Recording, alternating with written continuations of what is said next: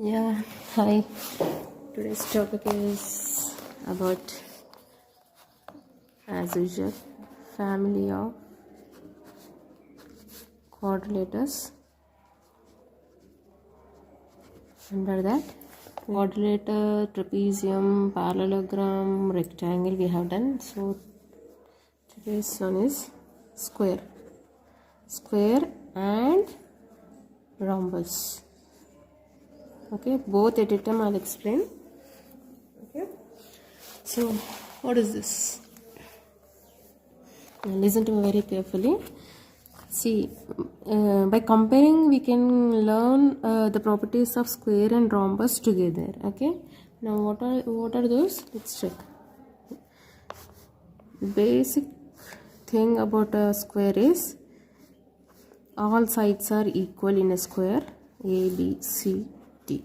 This is square. Okay, all sides are equal in length, and I told you already. Okay, this is quadrilateral, trapezium, parallelogram, from parallelogram rectangle, and a rhombus. From these two a square comes. So as it is coming from quadrilateral, whatever properties of quadrilateral is having, the same thing trapezium have.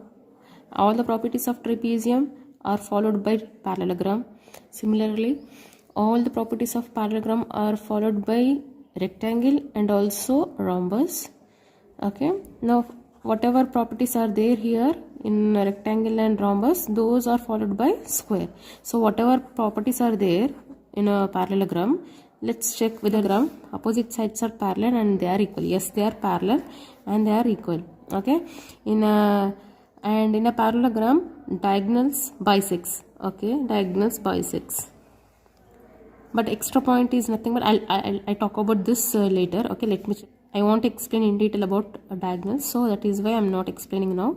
Last few minutes afterwards I'll explain about diagonals. Okay, so parallelogram in opposite sides are parallel and they are equal. Okay, now coming to angles. In a parallelogram, opposite angles are equal, right? So if you observe in a square, all angles are 90 degrees.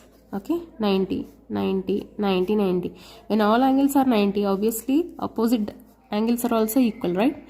So, okay, now the extra point what this square is going to have is, now in this parallelogram diagonals are not equal, whereas in square diagonals are equal. So the first property is angle A plus angle B plus angle C plus angle D is equals to 360, and angle A is equals to angle B is equals to angle C is equals to angle D is equals to 90 degrees. All angles are equal. Now second one is length of AB is equals to all sides are equal. AB is equals to BC is equals to CD is equals to DA, and AB is parallel to DC, and AD is parallel to BC. Okay, as usual all these properties are followed by all these three. Okay, even in rectangle also. Okay, and what is the extra point this rectangle this square is going to have means here only the opposite sides are parallel in rectangle. Here all sides are only opposite sides are parallel and they are equal, and here opposite side, not only opposite sides, all sides are equal in a square. Okay, the next I want to discuss about the diagonals here. What are diagonals here? So if you observe, when I was explaining about a parallelogram, okay, when I do like this, like that, I don't have that proper what we call that material right now. So this diagonal is shorter than the other one, right? So diagonals are not equal in parallelogram, whereas they are equal in rectangle. Similarly, in square, because all angles are 90 degrees, because of this reason diagonals are equal. Diagonals are equal in square. Okay, and they bisect each other perpendicularly. Okay,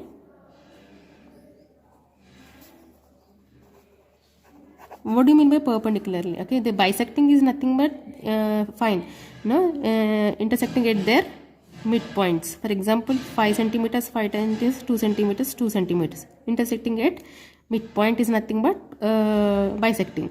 What do you mean by perpendicularly? See, 90 degrees. If they intersect, if the bisect, perpendicular is nothing but when they are intersecting, each and every angle is going to have 90 degrees. Intersecting at their midpoints, and also at 90 degrees is nothing but bisecting each other perpendicularly.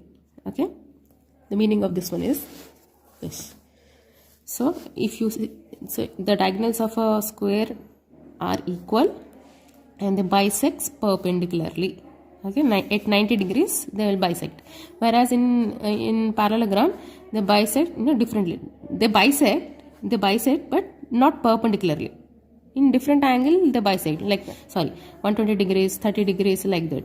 If they bisect perpendicularly, it's nothing but they intersect at 90 degrees. The meaning of perpendicular is nothing but 90 degrees.